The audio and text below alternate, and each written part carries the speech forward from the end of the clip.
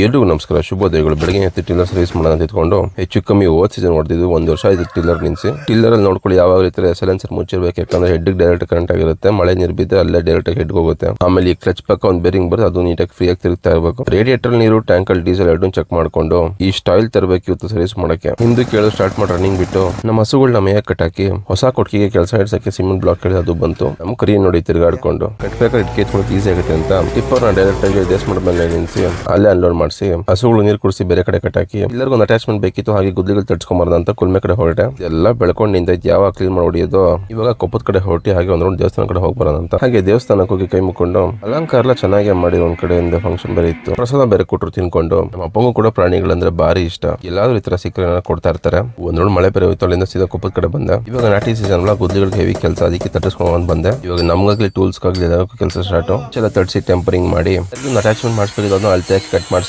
ಟಿಲ್ಲರ್ಗೆ ಹಿಂದೆ ಒಂದು ಗುದ್ಲಿ ಬರ್ತದೆ ಹಾಳಾಗಿತ್ತು, ಅದನ್ನ ವೆಲ್ಡಿಂಗ್ ಮಾಡಿಸಿ ಗುದ್ಲಿಗಳನ್ನೆಲ್ಲ ಬೆಂಡ್ ತೆಗಿಸಿ ನಾನು ಗಾಡಿಗೆ ತುಂಬಿಕೊಂಡು ಟಿಲ್ಲರ್ಗೆ ಬೇಕಾಗಿರೋ ಆಯಿಲ್ ಎಲ್ಲ ತಗೊಂಡು ಎಲ್ಲಾನು ಲೆಕ್ಕ ಹಾಕಿ ಬಿಲ್ ಹಾಕಿ ಇಷ್ಟು ಆಯಿಲ್ ಬೇಕು ಟಿಲ್ಲರ್ ಸರ್ವಿಸ್ ಮಾಡಕ್ಕೆ. ಮುಗಿಸ್ಕೊಂಡು ಸೀದಾ ಮನೆ ಕಡೆ ಬಂದೆ. ಇವತ್ತಿಗೆ ಇಷ್ಟೇ.